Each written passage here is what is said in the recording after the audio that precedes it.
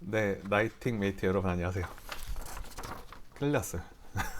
유튜브에서도 모르겠대요. 날린 것 같아요, 지금. 그래서 라이브가 아무래도 약간 불안정한 느낌이 있어서 제가 그냥 여러분이 보내주신 요거를 미리 받아가지고 바로 그냥 간단히 웹캠으로 촬영해서 안정적으로 유튜브에 영상 공유 드리는 게 조금 더 나을 것 같습니다. 아무래도 그 라이브라는 어, 뭐랄까 약간의 불안정한 느낌이 있어서 그냥 이렇게 녹음을 할 거고요. 녹화를 해서 영상 올려드리는 식으로 해야 될 것 같아요. 이게 좀 나을 것 같습니다. 그래서 아, 시간은 그대로 할게요. 그 목요일 요번 주는 그냥 오늘 한 거고 다음 주부터는 목요일 10시에 세 단어 공지를 드릴 거고요. 그 다음 금요일 10시까지 마감을 하고 제가 그거를 취합해가지고 30분 안에 영상으로 바로 해가지고 올려드리도록 할게요. 네, 요게 가장 안정적일 것 같아요. 자, 오늘은 7분이나 참여를 주셨습니다. 최유미님, 최유미 작가님, 유장미 작가님, 김소희 작가님, 김혜정 작가님, 안영실 작가님, 김영신 작가님, 김나연 작가님 이렇게 7분이나 신청을 주셨고요. 제 거 글까지 해가지고 총 8개의 글이 되겠네요. 자, 오늘 세 단어는 What Three Was 그 지도상 보면은 그 울릉도 근처로 제가 한번 찍어봤어요. 울릉도 근처에 찍어보니까 손난로, 공감, 학습 이렇게 세 단어가 나왔고요. 그래서 어제 공지를 드렸습니다. 어, 그러면 이 단어를 제가 읽어보도록 하겠습니다. 자, 먼저 최유미 작가님 글부터 읽어보도록 하겠습니다. 이사를 앞두고 아이의 짐을 정리하다가 네모난 상자를 발견했다. 아이가 어렸을 때부터 그렸던 그림부터 초등학교 때 썼던 일기장, 통지표들, 학습지가 들어있었다.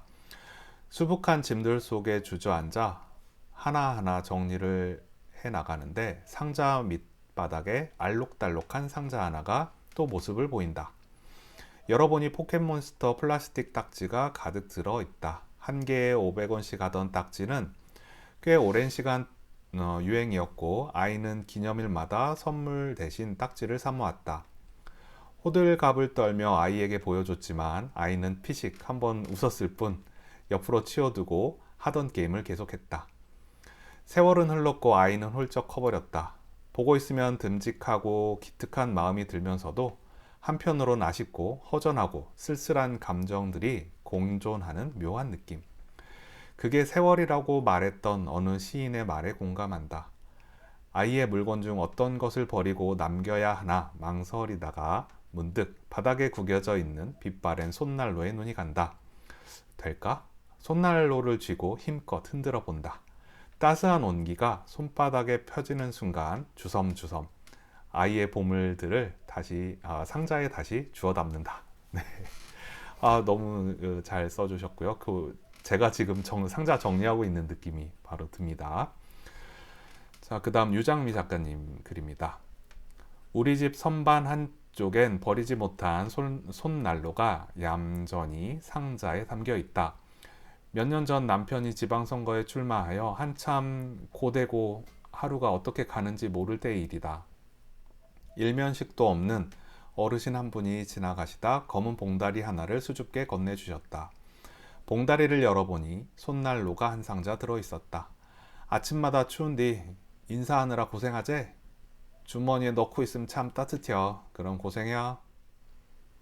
봉지를 받아든 내 눈엔 감사함에 왠지 모를 서러움에 눈물이 차올랐다. 그랬다. 그의 겨울은 나에게 유난히 추웠다. 통행량이 많다는 삼거리에서 얼굴을 때리는 칼바람을 맞는 것도 추웠지만 지나가는 차를 향해 손을 흔들고 허리를 90도로 숙이며 인사를 하며 얻어내야 하는 사람들의 공감이 너무도 간절해 몸이 바들바들 떨렸다. 그날 그 어르신께 받은 손난로는 얼어붙은 나의 손을, 나의 마음을 따뜻한 온도로 녹여주었다. 그해 겨울 우린 톡톡히 비싸고 아픈 인생 수업을 학습했다. 가끔 선반에 그 쓰다 남은 손난로를 보면 춥디 추웠던, 그렇다고 꼭 그렇지만은 않았던 그의 겨울이 떠오른다. 어떤 인생 수업은 돈 주고도 한다지 않나. 그의 겨울에 귀를 꽁꽁 얼어붙게 만들었던 그 칼바람도, 유난히 따뜻했던 섬난로의 느낌도 영원히 잊지 못할 것 같다. 네, 제가 막 선거운동 하는 것 같은 그런 간절한 느낌도 있고요. 네, 그 다음 글 김소희 작가님 글입니다. 오늘은 기대하던 수학 강사 정승재 선생님이 나오는 강연을 듣는 날이다. 일산 MBC 드림센터 정문 앞에는 방청원 사람들로 줄이 길게 늘어섰다. 추운 날씨에도 사람들이 꽤 많았다. 학습에 도움을 받고 싶어하는 고등학생들, 입시에 관심이 많은 학부모들, 나처럼 삶의 원동력을 찾으려 강연을 들으러 온 사람들. 가지각색의 사람들이 손에 손난로를 들고 줄을 서 있었다.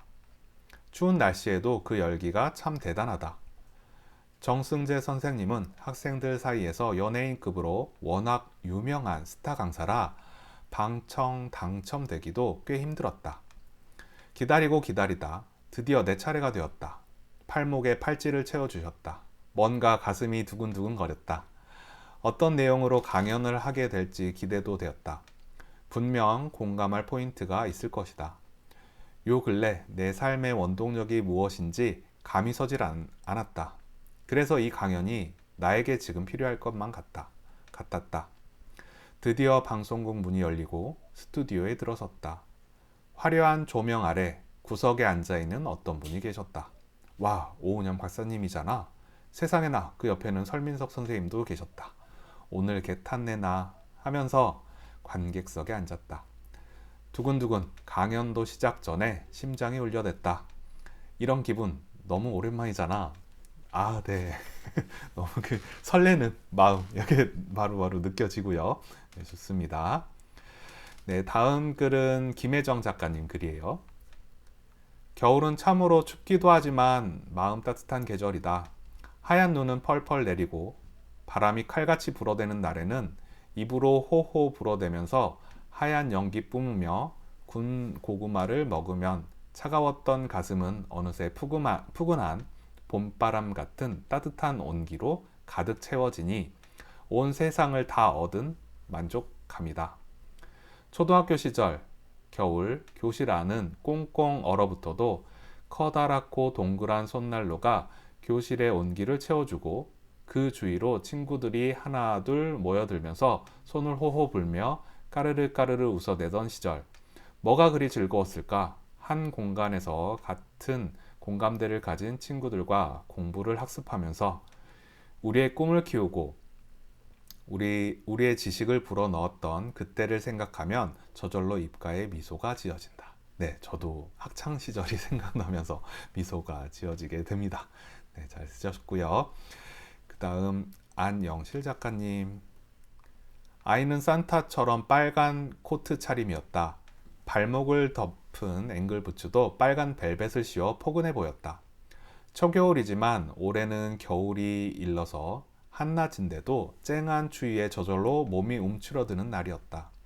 날이 추워서 거리에는 지나가는 행인도 드물었다. 아이도 종종 걸음을 걷는 뒷모습이 여간 추운 것이 아닌 듯 했다. 두 주머니에 꼭 넣은 두 손을 번갈아 꺼내들며 무언가로 얼굴을 부비곤 했다. 한 노파가 길 끝에서 바구니에 담긴 귤을 팔고 있었다. 춥지만 햇살은 밝아서 추레한 노파의 행색과 달리 노란 귤은 황금빛으로 빛나고 있었다. 아이는 목적지에 다 온 양 그곳으로 뛰듯이 다가갔다. 안녕하세요 할머니. 부모로부터 학습이 잘 된 아이인 듯 인사성도 밝은 아이는 주머니 안에 보듬고 온 물건 하나를 노파에게 쓱 내밀었다. 빨갛게 빛나는 무언가가 노파의 손으로 옮겨갔다. 아가, 이게 뭐냐? 참 따뜻하구나. 아이는 주머니에 넣어두었던 다른 하나를 꺼내들며 할머니 드리려고 가져왔어요. 손난로예요. 그러면서 노파의 자판을 내려다본 아이는 이맛살을 찌푸렸다. 추우니까 귤이 많이 남아있네요. 제가 이거 이만큼 사갈게요. 아이의 과장된 팔놀림에 지나가던 행인들이 공감의 미소를 짓다가 멈춰서 귤 한 바구니를 사간다. 네. 정말 묘사들 잘 해주셨습니다. 옆에서 일어나는 일 같아요. 자, 그 다음 김영신 작가님입니다. 어릴 적 엄마가 우는 모습을 보았다. 내가 유치원 다닐 때쯤이었으니 아마 6, 7살 때였을 것이다. 늘 씩씩하던 엄마는 감정 표현이 서툰 편이셨다. 말수도 적고 속도가 느리고 말 더듬이 있었지만 그래도 한 번 대화를 이어가면 말씀을 청산유수처럼 잘 하셨다. 엄마는 잔소리를 잘 하지 않으셨다. 뭐든 자녀들의 결정을 믿고 따라주셨다. 야단도 치지 않으셨다. 가끔 단도리를 잘 해야 한다고 주의를 주시는 말씀은 하셨지만 말이다. 엄마는 늘 관대했다. 공부해라는 말 대신 친구들과 사이좋게 지내라. 아침밥은 꼭 먹어라. 운동해라 등등에 관한 조언은 해주셨다. 엄마는 딸부잣집 셋째 딸로 태어났다. 위로 오빠 2명, 언니 2명, 아래로 여동생 1명이 있었다. 할머니는 전쟁통에 가업이 폭삭 망했지만 끈질긴 생활력으로 포목점을 비교적 잘 운영하셨다. 그러나 자식들이 많다 보니 여자 혼자 생계를 유지하기는 힘이 들었다. 그래서 자식들을 모두 빨리 결혼시켰다. 언니들은 일찍 결혼했고 오빠들은 새언니를 들였다. 그러나 오빠들은 그 당시 가방끈이 길었던 탓에 생활 전선에는 어린 셋째 딸인 엄마가 뛰어들게 되었다. 고작 중학생이었던 여학생은 학업을 그만두고 공장으로 들어갔다. 거기서 거의 18시간에서 20시간을 본업과 잔업으로 보너스까지 챙겨 월급날이 되면 돈 한 푼 남기지 않고 고스란히 할머니에게 드렸다. 엄마는 그때의 일을 후회하지 않으신다고 하셨다. 그런데 할머니께 섭섭한 일은 있으셨다. 그렇게 몇 년을 가족 뒷바라지를 했지만 한 번도 고맙다, 수고했다, 힘들겠다는 위로, 마음 한번 보듬어 두지 않으셨던 할머니에게 서운함이 있었다. 그리고 시간이 흘러 할머니는 돌아가셨다. 약간의 치매 기운이 있었지만 돌아가실 때까지 한복이며 쪽진 머리를 고집하시다가 노안으로 방에서 잠들듯이 돌아가셨다. 그래서 유서 한 장 없었다. 얼마 되지 않지만 집 한 채. 남은 적은 돈은 오빠들에게만 돌아갔다.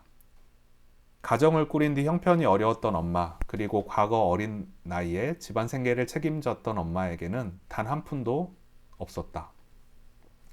어린 내 눈엔 엄마가 슬퍼서 운다고 생각했다.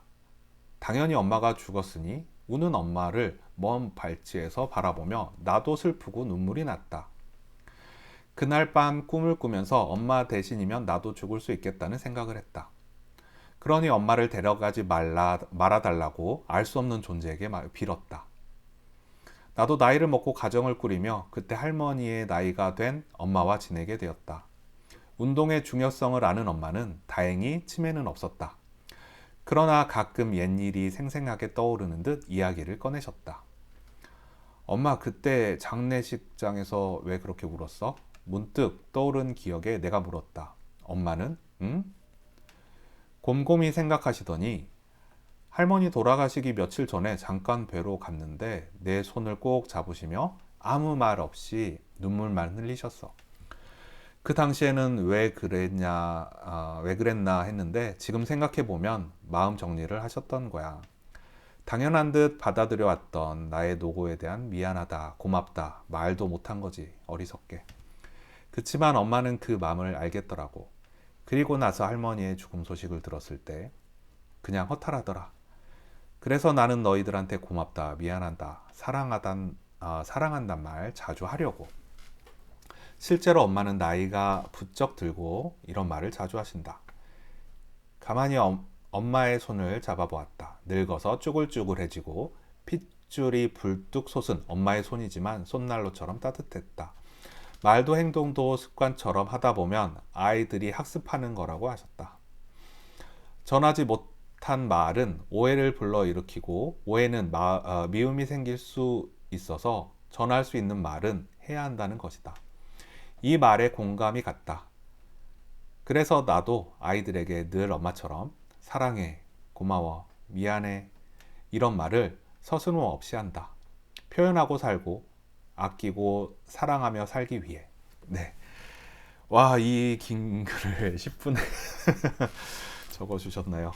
네, 너무 잘 적어 주셨고 그 어머니에 대한 감정 네, 충분히 느껴집니다. 네, 그다음 김나윤 작가님. 그때 내가 만일 너의 말을 좀 더 들어줬더라면 어땠을까? 너의 마지막이 나의 앞날이 달라질 수 있었을까? 우지는 다음날 아침 연신 트위터에 올라오는 고등학교 옥상 자살 사건의 자극적인 문구를 보자마자 자신이 어제 만났던 학생 중 한 명이었음을 직감했다. 학습 성적 부진, 부모님과의 갈등, 전 남자친구와의 이별. 수많은 가지를 치는 이유 중에 19살 다현이가 우진에게 말했던 이유는 단 하나도 없었다. 선생님도 제 말을 전혀 이해하지 못하겠다는 표정이시네요. 위클래스 청소년 상담실로 찾아온 다현이는 한껏 자신의 울분을 토해내더니 결국 우진에게 볼멘 소리를 하고 나가버렸다. 또 들켰다. 공감 따위는 물론 상대방의 마음조차 잃지 못하는 심리 상담가라니. 아이들의 그것은 어른의 눈과 귀보다 예리했다. 불 꺼진 상담실에 들어섰다. 불과 몇 시간 전 다현이가 매만지다 두고 간 서걱거리며 차갑게 식어버린 손난로가 눈에 들어왔다. 우진은 무심하게 손난로를 집어들어 쓰레기통에 던져버렸다. 또 한 명의 아이가 그렇게 식어버렸다. 와, 와 정말 짧은 드라마 한 편 보는 것 같은 이런 느낌이 듭니다. 여러 가지가 담겨 있네요. 네, 마지막으로 제가 쓴 거예요. 거센 눈보라를 뚫고 힘겹게 걸음으로 옮겼다. 발과 손은 이미 감각이 무뎌진 지 오래다. 주머니마다 넣어 놓았던 손난로도 거의 온기를 잃었다. 더욱 강해진 눈보라에 앞이 전혀 보이지 않았고 의식도 점차 흐려졌다. 지난 세월이 파노라마처럼 지나가기는커녕 춥고 힘들다는 생각만 무한 반복 중이다. 다시 힘을 내어 한 걸음 앞으로 내딛었다. 앞불싸. 쌓인 눈이 갈라지면서 낭떠러지로 미끄러져 떨어져 버렸다. 순간 모든 상황이 마치 슬로우 모션 비디오처럼 보였다. 목소리도 나오지 않았다. 쿵. 잠시 후 눈을 떴다. 모두들 나를 놀란 토끼 눈으로 바라보며 웃고 있었다. 나는 의자와 함께 교실 바닥에 넘어져 있었다. 꿈이었다. 부끄러운 감정보다 살아있다는 안도감이 더 컸기에 부끄럽지는 않았다. 너무 리얼한 꿈이라서 다른 사람들도 내 상황이었다면 충분히 공감했을 것이다. 의자를 세우고 앉으니 선생님이 나를 노려보고 있었다. 스크린에서 눈 쌓인 남극 사진과 함께 오늘의 학습 목표가 선명하게 눈에 들어왔다. 남극 탐험의 역사적 의의를 알아보자. 네, 저는 이렇게 약간의 픽션으로 썼고요. 네, 오늘 이렇게 7분 너무 잘 써주셨고요. 에세이도 있고 픽션도 있고 적절히 조화된 일부 픽션, 일부 에세이, 일부 일기 같은 이런 글도 있고요. 자, 오늘의 베스트 한 분을 제가 선정할 텐데, 자, 오늘의 베스트는 누구냐면 김영신 작가님입니다. 네, 이유가 있어요. 이게 길게 쓰셨다고 제가 드리는 게 아니고요. 다분히 제 주관적으로 오늘 제가 꽂히는 표현이 하나 있었는데, 지금 다른 저 포함해서 대부분 분들이 손난로를 손난로라는 아이템으로 이렇게 손난로 자체로 이렇게 사용했는데, 김영신 작가님 분께서 딱 요 표현이 있죠. 엄마의 손이지만 손난로처럼 따뜻했다. 제가 지금 이 표현에 꽂혔어요. 그러니까 손난로라고 쓴 게 아니라 거기에 이제 따뜻한 손난로의 느낌을 엄마 손에 은유적으로 빗대서 표현하신 부분이 저는 딱 이 표현이 마음에 들어서 오늘의 베스트 김영신 작가님으로 선정 드렸고요. 제가 지금 두 번째 지금 촬영하고 녹화하는 거라 커피 쿠폰은 미리 보내드렸어요. 네, 오후에 퇴근하고 영상 보신다고 그래서 네, 이 영상으로 제가 다시 올려드리겠습니다. 자, 오늘은 네, 이렇게 너무 좋은 글들 많이 써주셨고요. 그냥 가슴 뭉클한 글도 있고 또 김영신 작가님 그리고 김나윤 작가님의 글은 약간 삶과 죽음과 관련된 글이었죠. 근데 제가 오늘 제가 상징 강의 하잖아요. 그 9강이 지금 딱 요런 느낌이에요. 삶과 죽음이 맞닿은 영역에 대한 그런 상징을 제가 또 상징 강의 때 했는데 유튜브엔 지금 올라갔고요. 링크는 제가 단톡방에 공유는 안 드렸는데 요 영상하고 같이 공유를 드릴까 합니다.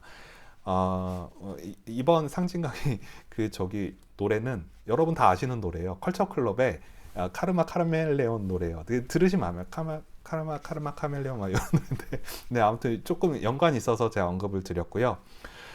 다음 주도 계속 제가 라이브로 하는 것보다 좀 이렇게 통제되지 않은 이런 상황이 있으니까 제가 10시부터 목요일 10시부터 금요일 10시까지 글을 받고 제가 그 사이에 얼른 촬영을 해가지고 금요일 11시쯤 영상 올려드릴 수 있을 것 같아요.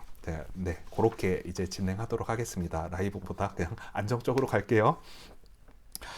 네, 그러면 네, 오늘 여기까지 하겠습니다. 지금 감사합니다.